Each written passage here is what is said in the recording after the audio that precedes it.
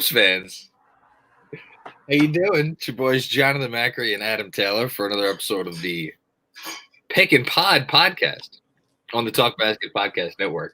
We are the only podcast on the TalkBasket Podcast Network, but one is all you need when it's us. Happy Sunday morning to you. Happy Super Bowl Sunday morning to you.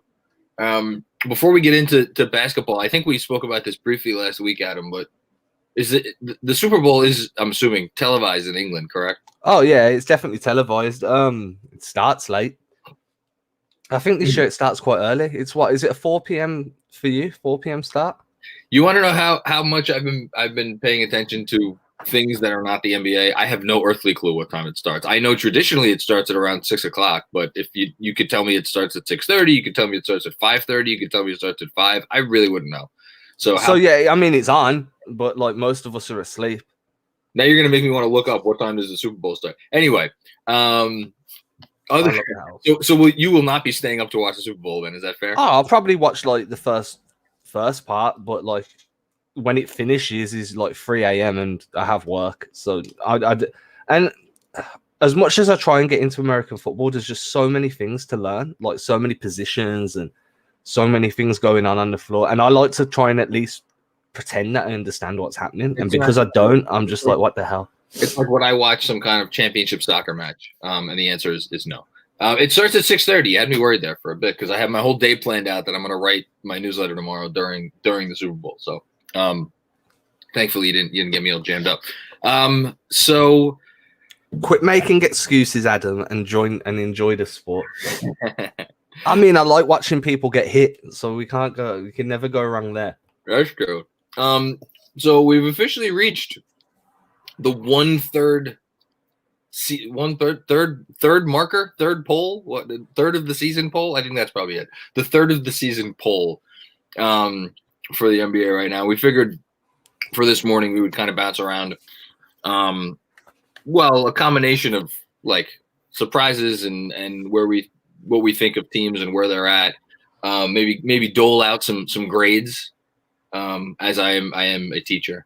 I just had to deal with grades this week. Grades suck. But when you're doing it like this, and you don't have to deal with like a parent calling, like I'm trying to think who run, like Danny Ainge's like mom is not gonna call me up and complain like, why didn't my son get a higher grade for his performance running the Celtics this year? So that's nice though when you hand out a grade to a kid that you don't like and they get an F? It's never nice to hand out an F. I'll say that. That's never fun. But giving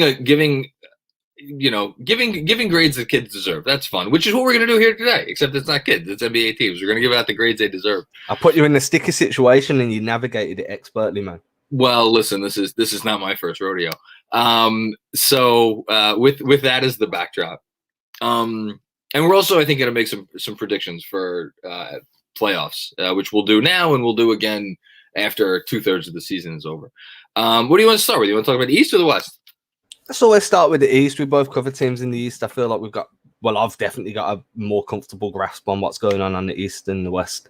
It's funny you say that because I feel like I've watched more Western teams this year for no particular reason other than happenstance. Because it's actually, you know what? It is.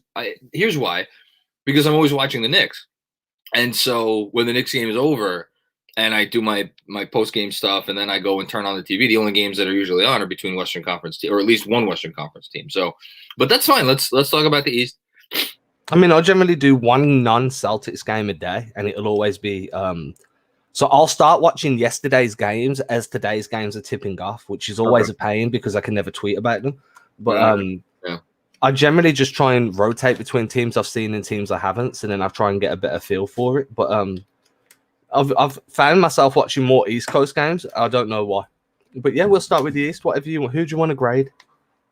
I figure we don't need to do like B's and C's because that's boring. But let's hand out some A's. Are there any A's for you out of everybody in the Eastern Conference? For me, I think. Are we going teams or players? No, it's two teams. This is kind of crazy. I'm not sure that there's an A that I want to give out in the East. Or at the very least, there's no A+ and there's no solid A. I think I could give out an A- or two. But of course, of course, the team that I want to give out the A- to. Well, I guess we should give an A- to Philly, right? Is that fair? As a Celtics guy, no. As an NBA cover, as an NBA podcast, then yeah, the Philly 76ers definitely deserve an A-. They've been good. They've been really damn good. Here's the thing about the Sixers. I believe, and I have not checked this stat in a few days, but I will check it now as I am stalling for time. I believe that they have not yet lost a game in which their entire starting lineup has been healthy and active. So that's pretty. I think that's a pretty good indication that like whatever Doc is doing is working.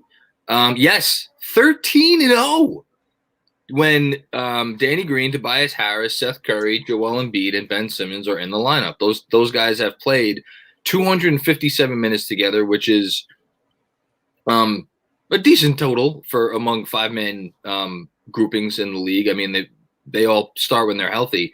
You want to take a guess what they're outscoring teams by when they're all together in the lineup? It's going to be something ridiculous because you've asked me to take a guess. Well, it's 257 minutes, so that's a lot of minutes. So it can only be so ridiculous. You're not going to get like a plus 25 and 250. Nah. Plus 8. Plus 16.4. So I was halfway there. Yeah, plus 16.4 with what would be a league leading defense and what would be a league leading offense. 122 and then 106. So, yeah, I guess, but here's the thing: I can't give a team that's 17-7 like in a straight A or an A plus. So let's give Philly the A-. I'm going to turn it to you then. Is there another team that you feel like deserves an A letter grade, whether it's plus, straight, or minus? At the moment, no. Like if you look at I'm looking at the East right now, and if you look at some of the teams that are overplaying their what we, when we done our predictions earlier in the year, and we were like, oh, Atlanta's not going to figure it out. There's too many mouths to feed. New York, I was actually saying they might be a playing team. You were saying there's no chance. That's you. No one was saying that. I said that. We have to give grades based off of consensus. Yeah, okay. Off consensus, no one is outperforming themselves. Their preseason consensus apart from Philly, but it's been a weird year, dude. So I think the other contenders for an A- grade would be the Knicks and the Cavs, and and the Cavs have come back down to earth a little bit, or come back down to earth a little bit. It'd be good if I hosted a podcast and could speak intelligibly. They've lost 3 in a row. Their net rating on the year via the ESPN. Actually, sorry, not their net rating. Their point differential on the league, excuse me, or on the year in the league, is negative minus 6.4, which is actually the third worst point differential in the entire NBA. So you're right. It's tough to get. I can't give Cleveland an A grade of any kind with a third worst. The Knicks, on the other hand, the New York Knickerbockers, have a point. I love how happy you look right now. Well, because they have a point differential of minus 1.2. And there are 1, 2, 3, 4, 5, 6, 7, 8, 9, 10, 11 teams worse than that. So that means they have the 18th best point differential in the sport. And unless it changed from last night, they had the 16th best net rating. And this is a team that Vegas picked to finish with fewer wins than any team in the league. So I feel like I'm going to be the homer. I'm going to be the homer, and I'm going to give them an A- as well. I had them at a B plus, so we're not too far away. That's fine. That's fine. If we were co-teachers, we would flip a coin. Okay. Where's we got a coin? Is there anybody else you want to recognize with like I don't think any like B's or C's deserve to be recognized. Any other like is there a B plus that you feel like deserves recognition here? I feel like Charlotte deserves some recognition. Their record isn't great, but they've been playing excellent basketball. Ball movement's been fantastic. I like, obviously, you bring in Gordon Hayward, you expect, and you draft LaMelo Ball, you expect your offense to be better than it was last year. But it'd have to be like a B minus, and I could go with a B plus just because of that one victory. Who did they beat real well in overtime? Was it Golden State? No, who was it? Oh, I don't. I could look it up right now. But it was this week because I remember watching the game and thought it was an excellent game. I mean, don't get me wrong. Charlotte has had some good wins, and to the point that I just made a second ago, New York's point differential is -1.2. Charlotte's is -1.6. They're 10 and 13. You know, the Knicks are or excuse me, the Knicks are 10 and 13. Charlotte's 11 and 13. They have wins against a Heat team that's scuffling. They had a nice win against Milwaukee recently. Maybe that's the one you're thinking of. They had that's really as far as quality wins. Like they beat the Nets earlier this season, but that was when the Nets I think were still a little bit up and down. So it was the Heat game that I watched, and I thought they played great because the Heat were really going at them for a while, and then they figured it out defensively. I just think that for a team that everybody expected to be bottom feeders, even with Hayward, they're figuring it out. Offensively, they're playing really great basketball. Defensively, they're still bad, like real bad. I guess that's the reason why I'm. And again, this isn't a ceiling podcast in terms of like, well, what can this team actually do? I don't feel like their offense is good enough, you know. And right now they have the 20th ranked offense in the league, and their defense is ranked 17th. So that's the thing about Charlotte, right? I don't know what like their ceiling, like what are they ever going to do really well to beat a really good team? So just throwing it out there. Okay. Yeah, I don't. Now, do we get to the Fs? Do we get to the fun part now? Okay, so does anybody get an F? An F? Yeah, listen, especially in a pandemic. Let me say this as a New York City school teacher, it's hard to get an F. Like you really have to. You have to do less than nothing, almost, to get it to fail. So has anyone done less than nothing? I mean, I know a team that's sliding towards doing less than nothing quite rapidly. So they haven't done less than nothing yet. So I think the teams that deserve, well, I would have had the Raptors at least in this conversation until they turned it on a little bit recently. They're 5-5 in their last 10. They're 10 and 13. They're in a playoff spot. So you can't give an F. I wouldn't even give them a D. I'd give them like a C-. So who do you want to talk about first? The Wizards or the Heat? I feel like the Pistons are almost like, I don't know. That's mean. Yeah, you expected it with the Pistons after they just signed every big man available to anybody ever. You know what? But that said, like, I think it's worth noting, Jeremy Grant has been good. He's been exceptional. He's absolutely exceeded any reasonable expectations similarly to how Julius Randle is, except they don't run their offense through Jeremy Grant, which is a big difference. And he's also not been the defensive player that Randle has been this year. So poor man's Randle, but the fact that he's given them as much as as he has, and other than Hayes, they've been fairly healthy, and they're still 5-18. That's not a good look for that franchise. So that's like a D. You want to talk about the Heat or the Wizards? You tell me. I want to go with the Wizards because that was the team I feel like just keep on sliding the wrong way. The Westbrook experiment would be the best word. I don't think it's working out too great at the moment. The fit with Beal is worse than what I imagined it to be. I know we spoke about whether we think Westbrook and Beal would work or not.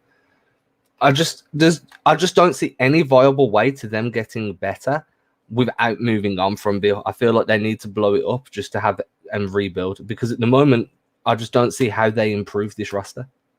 Well, they're according to Cleaning the Glass, over the last 2 weeks, when they are 2-6, they have the 30th best point differential in the league. -14.4. They are giving up 121.3 points per 100 possessions. The only team worse than that is a team in the Western Conference, which we're going to get to in a second, although they did win last night. So, yeah, I think Washington is deserving of an F. I mean, I think anybody who doesn't think that they're going to need to trade Beal at this point that's silly.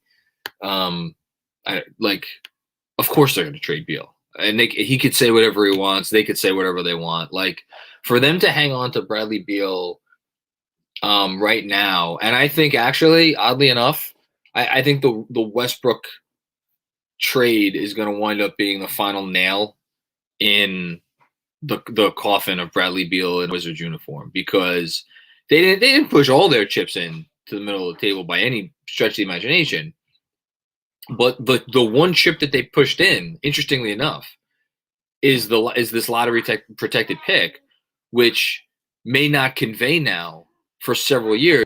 Because that's highly protected, I think there is now what's off the table is them making some kind of a huge play for a player that would actually keep Beal enthused because the Wizards would be doing decently because they structured that trade and that those pick protections the way that they did. They're almost barred from making a big trade now, which maybe they wanted to do that because they knew they would be able to help themselves. But it's interesting because obviously Russell Westbrook right now looks like the most untradeable contract in basketball. And yeah, I don't feel bad saying that. Should we talk about it? Did he get an incomplete grade? Yeah, I think the Heat have had too many injuries to really grade them fairly. Like we've just spoke about how Philadelphia have been great when their team's fully healthy, and I understand that isn't for a large stretch either. But Miami have been missing some core pieces for a lot of the time. I mean, they're 20th in point differential at the moment, minus 2.5. And when you're missing guys like Butler and Bam that play such a huge part in both your offensive and defensive schemes. But Bam has been there a decent amount, in fairness. Yeah, to be fair. Butler has been the one that's been missing a lot. Harrow had a stretch of games that he was out. So, you want to guess? So, as a point of comparison, I just said Philly's starting lineup, their most used 5-man lineup, has played 257 minutes. You want to take a guess at how many minutes Miami's most used 5-man lineup has played? So I was just about to pull that up on Cleaning the Glass, but I thought that was cheating. So I have no issues cheating. So I again, it's a good thing I'm not grading myself here. How many minutes did you say? That would be 80. I was going with 100, but 80 was very low. That's like effectively like 2 full games, just over. Yeah, and I'm trying to think of another team in the league that would even be close to having their most used 5-man lineup be under 100 minutes. I'm thinking like Washington. Oh, wow. Maybe we were too hard on Washington. Washington's most used 5-man lineup has played 44 minutes together. Wow. So these teams have really been, I mean, it is kind of unfair because it's just they haven't played together. By the way, that Heat lineup that I was referring to is Tyler Herro, Duncan Robinson, Jimmy Butler, Bam, and Kelly Olynyk. So they're still figuring some stuff out. I'll be curious to see what they do today, obviously, because they play the Knicks. They play the Knicks actually 2 straight today, and then they play them again, I believe, on Tuesday. So I think they'll figure things out. I'm hoping they do not figure things out in the next 72 hours. Let's just say that. Should we move over to the West, or anybody else you want to talk about in the East? Okay, I need to figure out how to unmute this quicker. In the East, no, there's nobody in the East else that I want to speak about. I'm still figuring out how you're navigating Cleaning the Glass so quickly. This is not fair. Because I don't know, because there's less internet usage in my area. Maybe that's it. Who knows?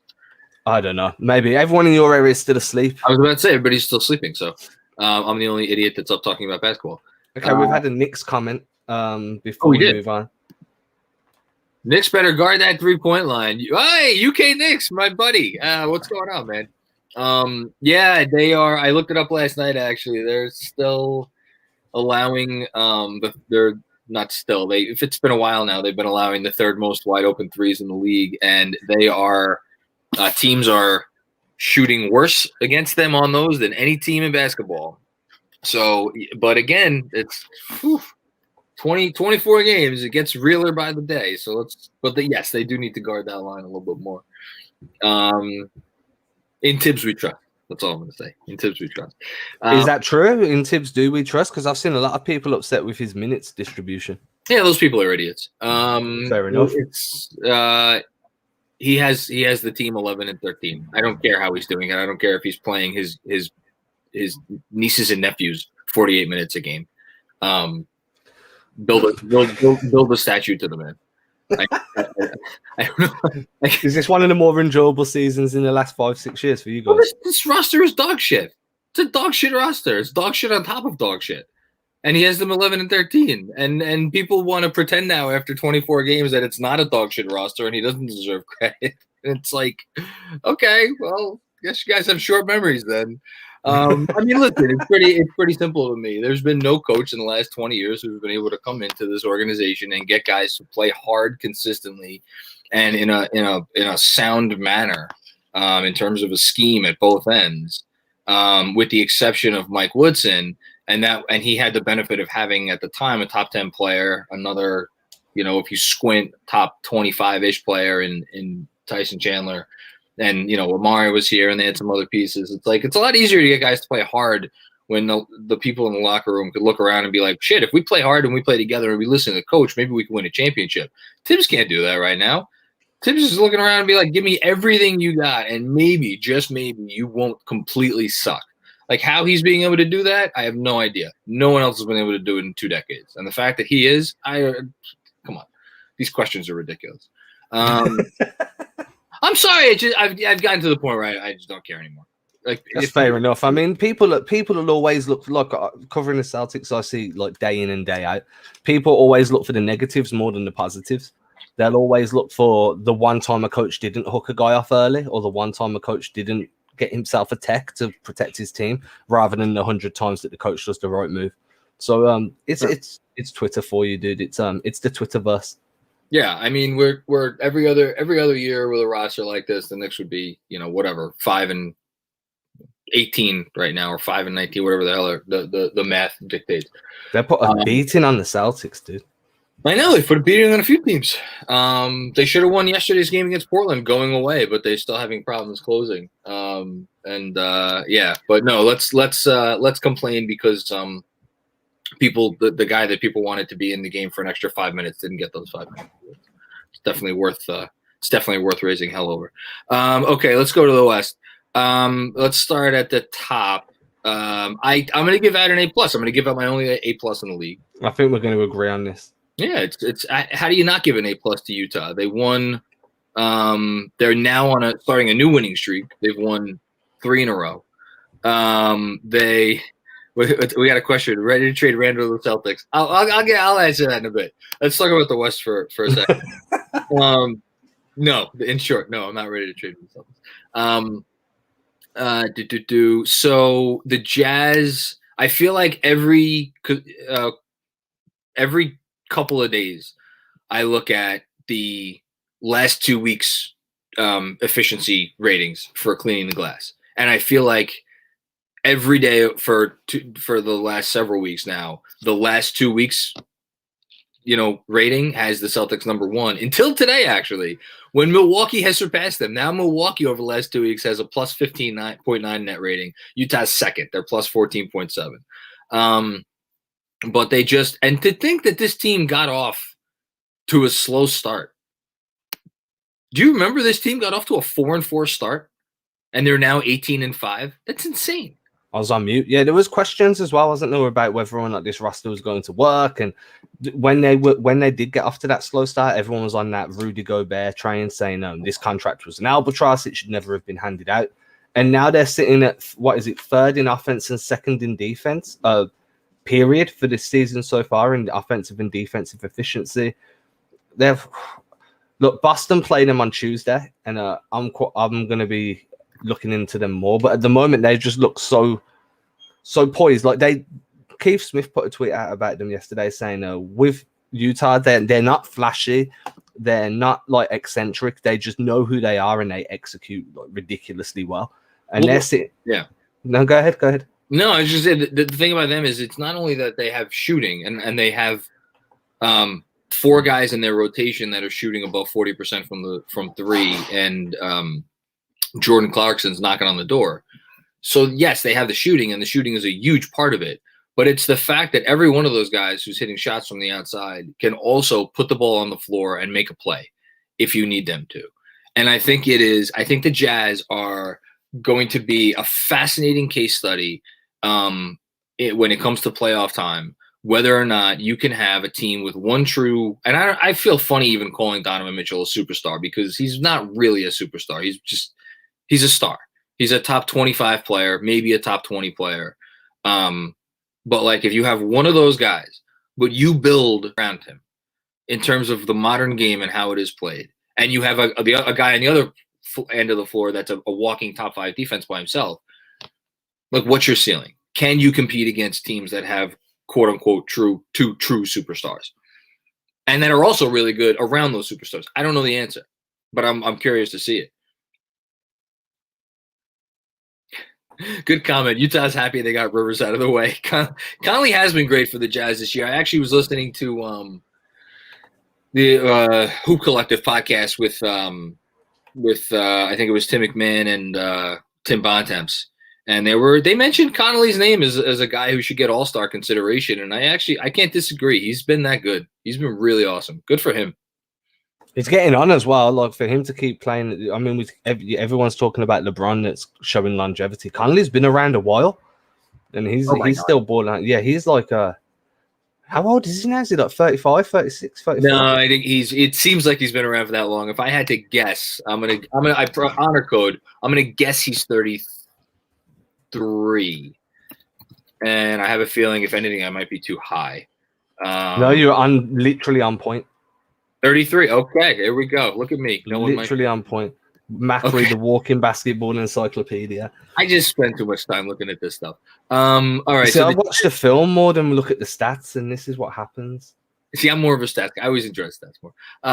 Okay, so anybody else that we're going to give an A? I don't think there's any A's out there. I don't even think there's any other A pluses. Is there an A minus out there? I mean, we expected the Wolves to be bad, so we can't really. Oh, you said A minus. I thought you said yes. Sorry, I thought you said low scores. No. We're gonna get to Fs. I kind of want to consider giving the Spurs an A minus. It's tough because they have a negative point differential. They're minus 0.6, so they're getting outscored on the year. They're like I was saying before about Charlotte.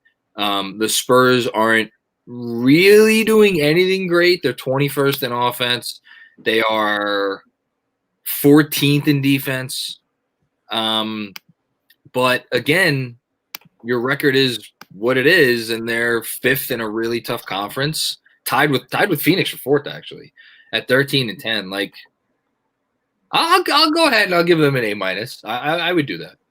Cleaning the Glass has them at a straight up 0.0 on their point differential now, so I don't know if that's changed. I mean, they filter out garbage time. So look, the Spurs have been good. They've not been bad. I like the way. Like, do you remember when we spoke about how teams like Miami and Toronto have always got young guys coming through on that little conveyor belt of development? I mean, the Spurs are the pinnacle. I think Toronto's the pinnacle. I think the Spurs are right there. I think the difference is that the Spurs young guys that have come through over the years don't tend to blossom into like legit stars other than obviously Kawhi and like the Hall of Famers that preceded him. But like those are a select few examples whereas it feels like Toronto was an assembly line where it's like, oh, okay, this year it's OG Anunoby. Oh, this year it's Chris Boucher. 2 years ago it's Pascal Siakam and Fred VanVleet. Like, but this year with the Spurs, I mean, my goodness. By the way, again, argument. I'm afraid to look. No, I was laughing at you because I'm thinking in my head like I was thinking about how good Keldon Johnson was, and then all I heard you go was this year. Oh my goodness. And it just fit really well with my train of thought at that moment in time, and it made me chuckle. Because between Keldon Johnson and Lonnie Walker, like I think, and Devin Vassell, but I was gonna say it speaks to how consistency and playing guys together a lot of minutes matters. Spurs most used 5-man lineup, 219 minutes together. Aldridge, DeRozan, Murray, Walker, and Keldon Johnson. Now, granted, that lineup has been putrid. They're minus 12.5 per 100 possessions. But like I do think it speaks to the fact that they've had some consistency and they haven't had a ton of injuries. So how much that has to do with it. But man, their bench 5 is still murdering teams. You want to talk about a crazy stat? Rudy Gay, Patty Mills, DeJounte Murray, Jakob Poeltl, and Devin Vassell. Only 82 minutes, so we didn't even cross the 100-minute threshold. What do you think their net rating is in 82 minutes? Net rating or points differential? What we're going for? Net rating. So So how many points per 100 possessions are they outscoring teams by? It's ridiculous. 27. 28.9. Oh, I was close. I was close. You were close. I like that bench lineup though a lot.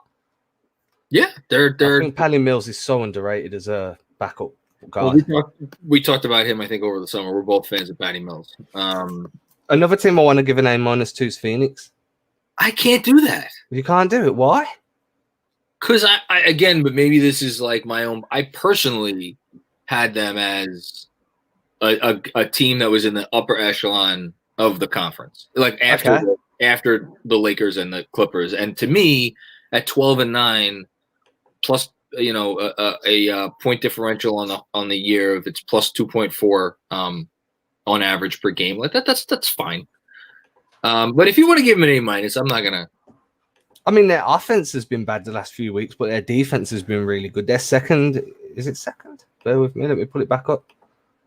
On the year, they're fifth in defense. Yeah, they're second in defense on the last 2 weeks. Okay. And they've been a net neutral on covering the spread. So Macri, I'm assuming you've made some people some money over with your betting, right? They've listened to my advice. They're 19th in offense this year, and I know. Yeah, that's bad. I just think that I was never super high on them. Okay, somebody thinks we live in a race rally. A race rally? Is that? Yeah, it's the first thing that came to my head, dude.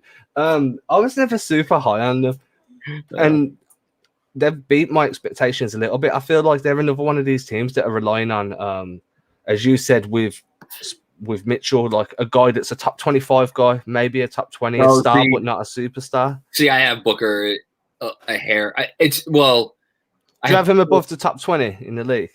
I have Booker. Yes, I have Booker. Top 10? I think he's like top 15. I think he's on the border of the top 15. Now, look, there's not a huge difference, I guess, in the grand scheme of things between Booker and Mitchell. Still a star, but not a superstar, right? This is what I was getting. Yeah, that's fair. But they also have Chris Paul now, who's a pretty decent player, and I think, with Ayton and the guy. But this was my point, right? There's still a piece where there's still one of these teams with like a star player, a couple of vets, and then a bunch of young guys. And I didn't expect them to be that good this year because I thought they'd still be figuring it out. That's fair. That's okay. That's fair. All right, fine. So let's give them the A-. All right, let's go the opposite way. We don't need to talk about either the LA teams. They're doing what they're supposed to be doing. I have some bad grades. Losing to Boston. What? Yeah. They're losing to Boston. That's what they're doing. That's what they're doing. Who gets the worst grade in the conference? Well, first of all, are we excluding Dallas because of no KP and then a bit of time about excluding Dallas? No, we're not excluded, but we were willing to exclude no, we Miami a little bit. We gave Miami a bit of a pass. Their entire roster was decimated. The Mavs, and it was because of COVID crap. The Mavs lost a guy who came with massive injury issues to the type of injury that they should have expected to lose him for, and they've had him now for more than half of the season. And okay, so they have to get an F then. I mean, unless you want to give him a D- and be kind. They did win last night. That was a great game. I watched the end of that game. They survived the onslaught of Curry, mostly because of Luka Doncic and Luka Doncic's amazingness. But the only bench piece that's really been playing well for him has been Brunson. Brunson's really good. Yeah, no, yeah. I don't think they get a lot of I think Cleveland coming back will help. I think. I mean, if we're being honest, the fact that they are the worst 3-point shooting team in the league, that's probably going to rebound. I don't think that's going to keep on. But no, I mean, look, they're 10-14, and a lot of people had them as a top 4, top 5 seed. So I think we did at one point. I mean, yeah, I had them as a top 4 seed, which I'm more than happy to be wrong about that. Hey, man, we make mistakes. This is what we do, right? This is what we do. We don't claim to be experts. We just claim to talk. A lot, yes. Okay, so Dallas gets an F. I think Minnesota, I mean, they've had Towns for, what, 4 games? 5 games? I don't even know. I know it hasn't been a lot. But I'm looking at how many, but again, look, Minnesota are not going to be good. Like, I'm not even going to go into analytical reasons why. We know that their defense is going to be trash. We know their offense is going to be very pick and roll heavy if they want to get anything decent out of D'Angelo Russell. And we know that Carl Anthony Towns, who I have a very bad habit of calling Cat Williams, so excuse me if I do that during this. I think that's fine. Yeah, because he's a comedy act, right, on defense. For you on mute? What was that? No, I almost spit. If I had coffee in my mouth, I would have spit it out. How many games do you think Russell and Towns have played together this year? How many minutes and how many games do you think they've been both active for? I'd say 34 minutes over 2 games. They've actually been together for 4 games, and it's been 90 minutes. And during those glorious 90 minutes, the Timberwolves have outscored their competition by a little bit less than a point per 100 possessions. So I don't care. You want to give him an incomplete? You want to give him an F? I don't think it really matters. Nobody. I think we give him an F. If we were talking about the Timberwolves, we give them an F. They're a very disorganized franchise. I don't see them being any good for the foreseeable future. And we knew they were going to suck this year. So we could give them an A for achieving their how can I word this? For achieving expectations. We knew they were going to suck. They've achieved expectations in sucking. Well, you know what is fascinating to me, and talk about how, pick protections matter. The pick that they sent to Golden State in the D'Angelo Russell trade is top 3 protected, which means if Minnesota loses every game for the rest of this year, they still only have let me do some very quick math, 40% chance of keeping that pick. Was my math good there? Yeah, my math was good. Okay, so they only have a 40% chance of keeping that pick if they lose literally every game. And they could actually finish, as long as they finish in the bottom 3, they will have a 40% chance of keeping that pick.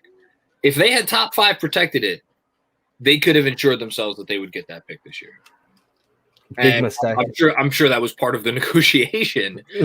I'm sure they asked for it to be top 5 protected. But man, what would you do if you were that franchise? Would you want to essentially, because they're obviously not making the playoffs right now, and I guess there's certainly incentive to try to win because you're trying to grow the Towns and D'Angelo Russell relationship, and you're trying to engender some good feelings in the organization for your star player, lest he wake up one day and say, okay, I want to be traded now. Because that Towns contract is the clock on that's already ticking. He's only like a year away from pre-agency, as Jalen Rose would put it. I don't know. Would you try, the thought of tanking the season has to have entered into their heads at some point already, right? I mean, if it hasn't now, then it will do soon. They're at a point where, what are you playing for, really? Well, for what I said before, for just good vibes, Yeah, but how far does that go? Winning cures everything. Losing is always one of the biggest reasons for discontent. And if D'Lo and Kat have that sort of relationship that they speak about so much, where they're like, we're boys, we really wanted to play together, then maybe they want to figure out a way to sit out some of the rest of this season and try and get that top 3 pick. But like you say, 40% because of the new lottery rules is going to make it so tough. Golden State are sitting on a gold mine with that pick. I know Edwards has looked good at times. I don't know if he's ever going to help them win games, but Towns has 3 more years left on his contract after this season. So, I could see the rumblings won't start this year, but the rumblings could start next year. That's for sure. Absolutely. That clock's ticking to at least make them not even a contender, but a playoff contender every year. That's the minimum you need to be able to offer. If they lose that pick and they don't have the ability to draft a player in the first round this year, we know they're not going to sign anybody. I guess you're just basically counting on internal improvement from Edwards and Beasley and Culver to try to kick it up a notch, which, because it's I don't know. I don't think they have a trade in them. So they're a situation worth watching. All right, I had more than enough about the Timberwolves. However, Jarrett Culver is good, and if there was any one of them three guys that were going to make that jump, it would be Culver in my opinion. But that's the thing is they have interesting guys. They have got in Culver, Edwards, and Beasley. They have three guys who could put up 20 on any given night, but that's not really what they need. They need a guy who needs someone to defend. Yeah, to prevent somebody else from putting up 20. Yeah. Can't really give any kind of great grades to the Thunder or the Grizzlies because the Thunder have fallen back down to earth record-wise, although their point differential this season always indicated that was probably coming. The Grizzlies, I know there was a lot of talk within even like a week ago of Taylor Jenkins should be in consideration for Coach of the Year. They're now 9-9. They have a dead even point differential in the season, so maybe pump the brakes on that talk. The Pelicans have rebounded a little bit. They've won 3 in a row. Good for them. They're 10-12, so they're somewhere in the C range. I think the only other team, I'm not going to hand out. I mean, the Nuggets have been disappointing, but maybe a low D for the Nuggets, if anything. A low D, a mid D, like maybe a D plus. I watched them last night lose to the Kings. And I tell you, the Nuggets, when they're going good, they're good. When the Nuggets are not going good, they're bad. Like there's something missing there this season, and I don't know if it's the Jeremy Grant not being there anymore. I don't know. Maybe Plumlee was the key all along. Who knows? But something's off, and they don't have the consistency. And it's not Jokic because he put up a 50 spot an effortless 50 spot last night. I mean, my goodness, what a game! But yeah, they're 12-10, and they're just like, they're just whatever. The only other team I wanted to mention real quickly was the Kings because I think the Kings have really rebounded. They've won 3 in a row, and I think they've won now 7 of 8. And they were dead in the water. Halliburton's going to win Rookie of the Year. He's amazing, right? He's really, really good. Yeah, he's really good, and they, again, he doesn't. I didn't like that Reese's Passes fiasco that happened. I don't know if you heard about that, but that was a bit. Did you see he wore a hoodie that like a blog site the King's Herald made? He wore it into the arena, so it got all loads of press. And then after the game, he was like, "Yeah, I wanted to cop one before my legal team tells them to take it down as a joke." And then the next morning, the legal team made them take it down. So I was just like, "What a way to endear yourself to fans! Wear the hoodie that the fans create, and then say, nope, you can't distribute this no more." He's really good, and whatever, 10 or 11 or however many teams passed on him because he doesn't do anything really that spectacularly, and I get that because when you're drafting at the top of the lottery, you want to take a chance on a guy who's maybe going to be special, but he's special in a different way. So kudos to the Kings and kudos to their fans. Okay, let's do some predictions. We're gonna predict. Let's ready to trade Randall to the Celtics. I'm not again Randall to the Celtics. I'm not trading Randall to the Celtics. Sorry, the Marcus Smart. Who would the package be? It would be Smart, like Nesmith. I don't know. A couple of picks. Langford. Or you could have your own Julius Randle size TPE and a pick to sweeten the deal. No, I need Smart. I need Smart. I need Smart. I need a Smart. I need a young player my choice of a young player. And if I'm the Knicks, I would ask for. I don't even think I'd do it. I don't even. Those picks are gonna be dog shit because you have Jason Tatum and Jaylen Brown. You guys are gonna win 50 games every year for the next decade. Yeah, but with Julius Randle, they could win 55. Even more reason for me not to.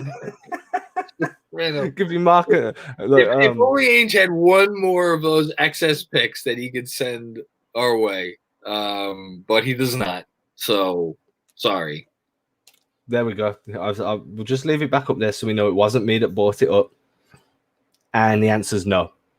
The answer is no. All right, we're gonna let's do our predictions for our. Do you want to do in order, or do you want to just we pick the 8 playoff teams and then 2 play-ins for each conference? Or rather, no. Let me rephrase that. Top 6 seeds and then the 4 play-in competitors. Yeah, we don't need to go in order at all, okay. Because that's just too difficult with the way the season's going. It's going to give people too much to be able to throw back at us. Yeah, we give them enough as it is, dude. We really do. Okay, so I'll go first with the East. Let's go back to the East. I'm really not going to be. Well, I guess I have one interesting decision to make here. So I'll say Sixers, Bucks, Celtics, Nets, Pacers, and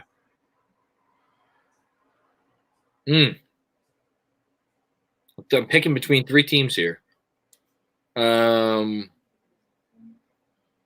go Raptors. I have too much respect for that organization. I think the Raptors will wind up getting the 5 or the 6 seed with Indiana.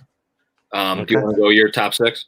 Yeah, so mine's the same. It's apart from the 6. So it's Philly, Milwaukee, Boston, Brooklyn, Indiana. But I've got a feeling Miami are going to figure it out and Miami are going to surge and they'll take that 6th spot. So I'm going to stick Miami in one of my play-in spots along with Atlanta.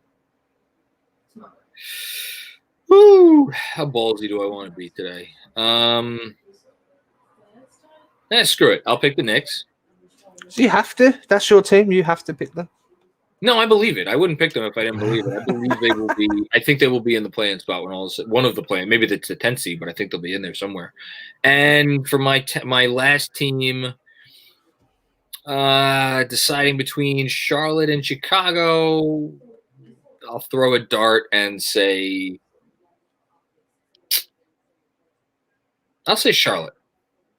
Okay, so I'm going to go Atlanta, Toronto, Charlotte, and New York. So I'm going to go the same with you, except you've got Miami there and I've got Toronto there. And I almost put Miami. Okay, so we're in agreement on the East.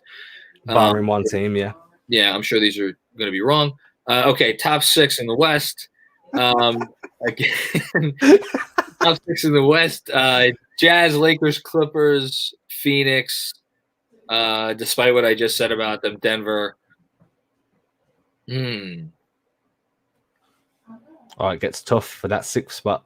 Well, I know the team that if I'm being honest, see, this is where if I was being a homer or I was trying to speak something into existence that I wanted to be true, I would not say this answer.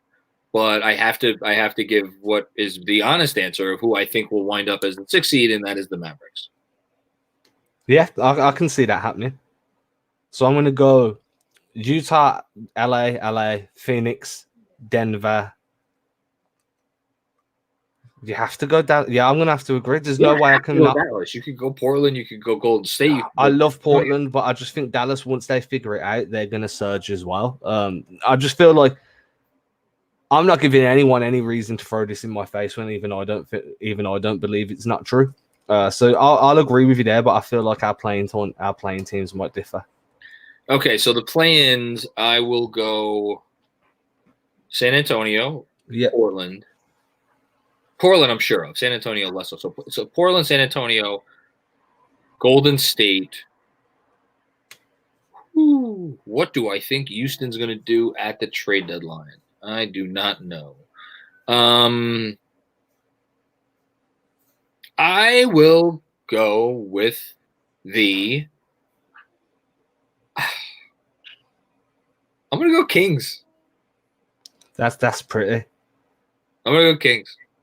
I'm going to go with exactly who you've got, but I'm going to go out on a limb with something I've been kind of preaching since the preseason, and I still think they're going to figure it out. Do you know who that is? Pelicans. Yeah, I'm going to swap out the Kings for the Pelicans. I don't think I don't know. I think they're going to make a trade, and I don't necessarily think it's going to be a trade that helps them this year. But I mean, look, you could tell me that it's literally any team, like other than the Wolves.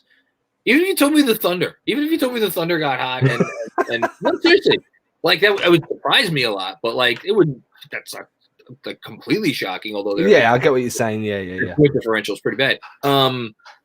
Yeah. So anything could happen in the West. No, the Pelicans could do it. Who knows? Hey, listen, maybe the Pelicans trade for Bradley Beal and they just shoot right up and they get one of those top 6 seeds. Who knows? But they've got the capital to do it. Draft capital.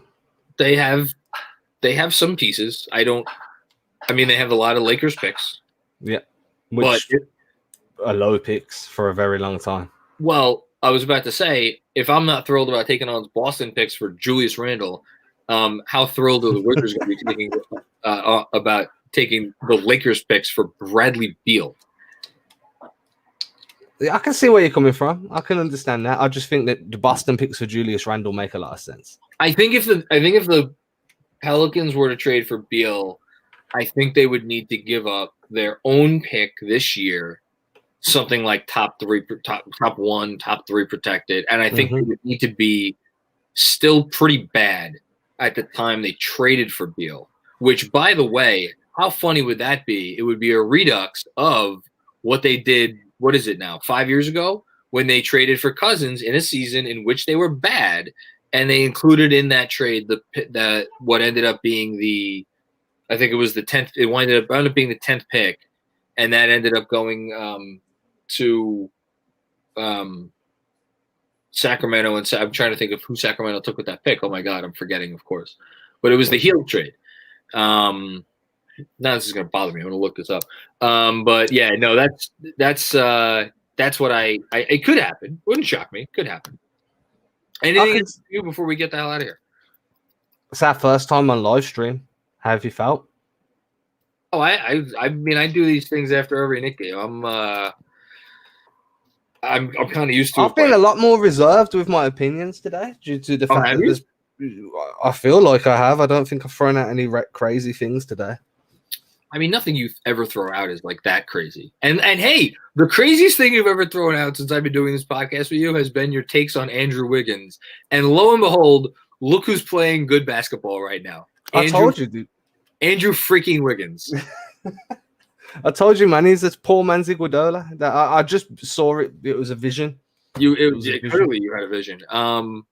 The player that ended up being selected with that pick was Zach Collins. That's right, because then the Kings turned around and they swapped 10 for 15 and 20, which got them the kid out of UNC, who I don't even think is in the league anymore. Was it James? No, something. And it was Giles. Man, the 6 degrees of DeMarcus Cousins. It's a good place to end this podcast. Okay. Apologies if I missed it earlier. What do you feel about the possibility of Rose back in New York? Honestly, I'm indifferent. I should care a lot more than I do, but I don't. He's an upgrade over Alfred Payton. That's what I think. So yeah. Anyone's an upgrade. I'm an upgrade over Alfred Payton. Hey, listen, that's 2 consecutive 20-point scoring outings, I think. I could do that. Alfred Payton to you. How tall is Alfred Payton? He's like 6'4", 6'5", I think, something like that. Okay, he's a little bit taller than me. He's not much taller than me. I'll tell you this. He has earned his keep the last 2 games. How tall are you? I'm very short. I'm 5'6". Really? Yeah, I'm not. Do you know? I thought you was in like your 6 foot range. I really wish that were true. Oh damn! I'm 6'3". I'm NBA height. I could just keep. Don't have NBA talent. That's the problem. I've got the height, but that's about as far as it goes. I have NBA nothing. I have nothing that is should be associated with the letters NBA. I got it in my my Twitter handle and so do you, because we're super creative. I came up with that Twitter handle when I was like, I was like, what do I use as a Twitter handle? And then like I'm looking through Twitter at people, and everyone who covers the league's got NBA. I was like, well, that's what I'm using. I guess if I put this here, then it automatically thousands of people are going to follow me and read my. Have you ever had anyone DM you and ask you if you work for the NBA or you're part of it? No, I've never. I have. I had this one woman message me like, "Hi, my son's trying to make it into the NBA. I could see in your bio that you've got the NBA as your like handle. What do you do for the league?" I was like, "Absolutely nothing." That's fantastic. She blocked me. It was funny. It's unfortunate. Okay, well, everybody who's watching live or is listening via podcast app. Thanks for doing so. Leave a rating or whatever. And I guess we'll be back with you for another show on Sunday morning. Anything else from you, Adam? Or are we good? No, I'm going to make this look a lot prettier by next Sunday, so you'll see less of our faces and more of a background, which makes your viewing pleasure way better. Oh, really? That's good. I'm going to try. I mean, I don't know how good it's going to be. I'll try. No, you don't. Have fun with that. Guys, you can catch us next week.